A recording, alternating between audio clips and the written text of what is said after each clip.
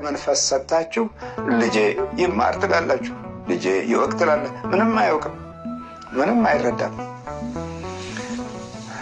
አስገራሚ ነው። በሰው ውስጥ መንፈስ አለ። ይህንን ክፉ መንፈስ እንዴት ነው የምንዋጋው? እየጸለይክ መቀጥቀጥ ነው። በመቁጠሪያ ቀጥቅጠው። ስትቀጠቅጥ በመቁጠሪያ የሚከተሉት ምልክቶች አሉ። አንደኛ ስትመታው ማቃጠል፣ መብላት፣ መውረር፣ በሰውነት ውስጥ እንደ ድንጋይ መሆን እና በአካል ውስጥ መሄድ፣ እነዚህ 5 ባህሪያቶቹ ይታያሉ። የምትቀጠቀጥበት መቁጠሪያ አባቶች የባረኩት ወይም በቅዳሴ ክፍለ ጊዜ ነገሩ አያስቀምጡልህም። መንበሩ ላይ ያስቀምጠው ቅዳሴው እስኪያልቅ ድረስ ተባርኮ በቅዱስ ቁርባን በቆራቢዎቹ ካህናቶች እፍ ተብሎ ቢሰጣችሁ መልካም ነበር። ግን ካህናቶቹም መቁጠሪያውን ይፈሩታል። የሚገርመው እሱ ነው። ይፈሩታል መቁጠሪያውን እና የዛ ግርማ ነው ይሏቸዋል። በመቁጠሪያ መቀጥቀጥ ማለት እኮ ራስን ማዋረድ ማለት እኮ ነው። ክፉ ጠላት አለብኝ ብሎ የማመን ምልክት ነው። ይሄ አባቶቻችን የቀደምቶቹ ጦር መሳሪያቸው ነው። የመህግ ይባላል። መቀጥቀጥ፣ መጸለይ፣ መስገድ፣ መንበርከክ፣ መመጽወት፣ መቁረብ፣ እነዚህ የመህጎች ናቸው። እነዚህን የመህጎች መጾም፣ እነዚህ የመህጎች ናቸው። እነዚህን በምትይዝበት ጊዜ ከሰውነት ውስጥ ለትዕቢት፣ ለክፋት፣ ለጥላቻ እና ለተሳዳቢነት፣ ለቅዋሜ እና ለትችት የሚጋብዝህ ኃይል በጆሮ ግንድ ውስጥ ጠጋ ብሎ የሚያሾኮሽከውን አንተ በጌታዬ በኢየሱስ ክርስቶስ ስም አድፍጠህ በማንነቴ ላይ የነገስክ በረከቴን የምትከለክል መንፈሳዊ ጸጋዬን ከህይወቴ ውስጥ ተስማምቶ እንዳይኖር የምታረግ ጠላት በድንግል ማርያም ስም፣ በወላዲተ አምላክ ስም፣ በቅዱስ ሚካኤል ስም፣ በኢየሱስ ክርስቶስ ስም እቀጠቅጥሃለሁ ብለህ ስትነካው ያን ጊዜ ይደነግጣል። ወይ በሰውነቱ ውስጥ ይሄዳል፣ ወይ ያቃጥልሃል፣ ወይ ደግሞ ይበልሃል፣ ወይም ደግሞ ይወርሃል፣ ወይም ሰውነትህ እንደ ባዕድ ድንጋይ ይሆናል። ይሄ መለያው ነው። መቁጠሪያ ወደዛ መነኩሴ ነው ቢዘው መነኩሴውም አልያዝም እኮ መነኩሴውም አልያዘም፣ ጥሎታል፣ ረስቶታል። ዛሬ መቁጠሪያ ሳይሆን ለምንድን ነው የሚይዘው? ምን ሊያደርግ ነው የሚይዘው? ሊቆጥርበት። መቁጠሪያ እኮ ቀደምት እናቶቻችን እግዚኦ መሐረነ ክርስቶስ እያሉ ጸልዩበት የጠላት ኃይል ተገን አድርጎ ትከሻቸውን ተጭኖ እንዳያደቃቸው፣ እንዳያቆሰምናቸው፣ ወገባቸውን እንዳይሰብር እያዛጋ ስነልቦናቸውን ከህሊና ተመስጦ እንዳይከለክላቸው ስነስርዓት ያዝ ጠላት ካለህ እያሉ ዞር በል ማነህ የምትከብደኝ ብለው ጀለጥ ሲያደርጉት ብን ብሎ ይጠፋል። አሁን አብሮ ተወልዶ ጌታዬ ገና የተወሰነ ጊዜያት ድረስ መቀጥቀጥን አዘውትረህ ካልሞከርከው እና በእምነት ውስጥ ጠላት አለ ብለህ ካልተገነዘብክ እንዳንተው ይጸልያል። ጠቋር እኮ ነው። ጸላይ ይሆናል። ክፋት ለምደሃል። መጀመሪያ በውስጥ ክፋትን ለማኖር እድል አግኝተናል። ክፋት በኖረበት ቤተሰብ ውስጥና ከጣዖትም የተወለድን ጥቂቶች አይደለንም። ስለዚህ መንፈሳችን እጅግ በጣም የተወሳሰበውን በማጥቃት የምንጎዳው በመቁጠሪያ ስንጠቀም ራሳችንን የማዋረድ አንዱ አካል ነው።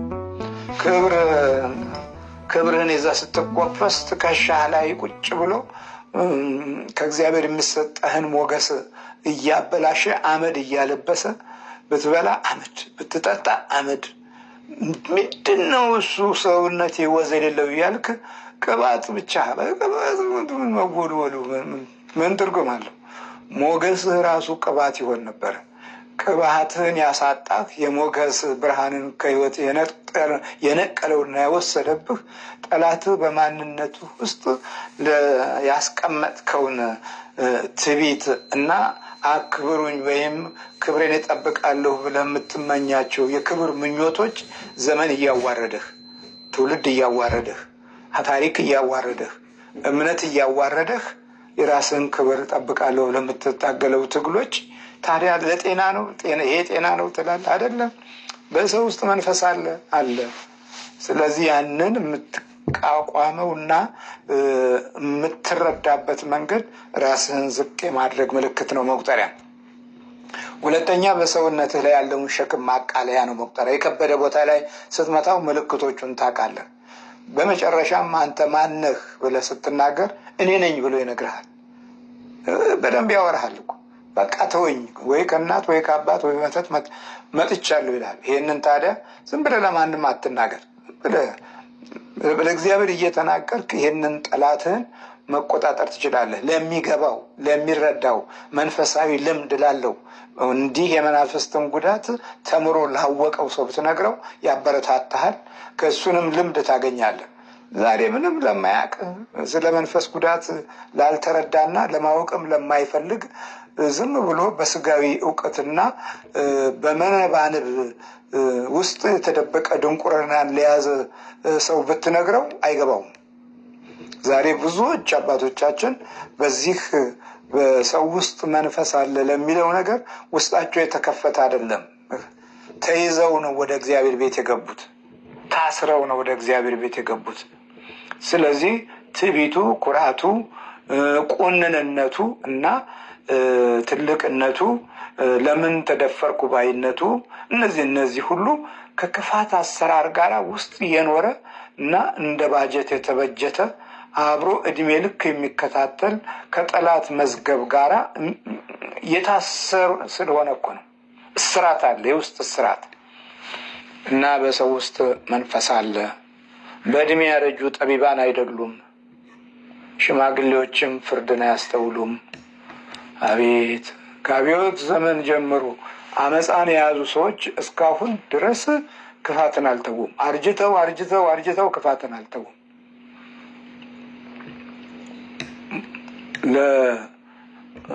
ለሞት ምክንያት የሆኑ እርጅና፣ ሌሎች ደግሞ ሞትን እያደመጡ ያረጁ፣ ረሃብን እያደመጡ፣ ውድቀትን እያደመጡ፣ ጉስቁልናን እያደመጡ ያረጁ፣ እልቂትን እያደመጡ ያረጁ። እንዲህ ነው እኮ ያረጀ ነው። መቼ ደስ ብሎን ያውቃል? መቼ በትውልዳችን ረክተን እናውቃለን? ምሕረቱን ያብዛልን። የቸርነት አምላክ ከሁላችን ጋር ይሁን። ስለዚህ በሰው ውስጥ መንፈስ አለ። ባይኖር ነው እንደ ይሄ ሁሉ ጉዳታችን? ባይኖር ነው ይሄ ሁሉ አልቂት? ባይሆን ነው ይሄ ሁሉ ሐዘን? ባይኖር ነው ይሄ ሁሉ ጩኸት? ባይኖር ነው ይሄ ሁሉ ትውልድ ማጣት? መንፈስ ባይኖር ነው? የስጋ ጥበብ ብቻ ነው ለዚህ ያበቃን? አይደለም። ከክፋት ጋራ የመናፍስቶች ጉዳት ብዙ ትውልድን እንደ ግብር ገበረ። የድሮዎቹ ጣዖቶች እርግፎ፣ ቂጣ፣ ዶሮ፣ በግ፣ ወይፈን፣ ረዱ፣ ነጭ መልክ ያለው ከበግም ከዶሮም አይነት ይሄን ጣሉ፣ በረከት እሰጣችኋለሁ፣ ራስ ምታትን አቆማለሁ የሚል ነበረ። አሁን ዶሮ፣ ፍየል፣ በግ፣ በሬ፣ ኮርማ የሚያዝ መንፈስ የለም። ሰው ማረድ የለመደ መናፍስት እጅ ውስጥ ገባን። በሰው ውስጥ መንፈስ አለ። ስለዚህ በጌታችን በኢየሱስ ክርስቶስ ተባርከን የጠላትን ምስጢር አውቀን የክፉውን መንፈስ ፈላጻ አሸንፈን የመንግስቱ ወራሾች እንድንሆን እግዚአብሔር አምላካችን ያብቃን። ሰላም እግዚአብሔር ከእናንተ ጋር ይሁን። ሁላችንንም ይባርከን።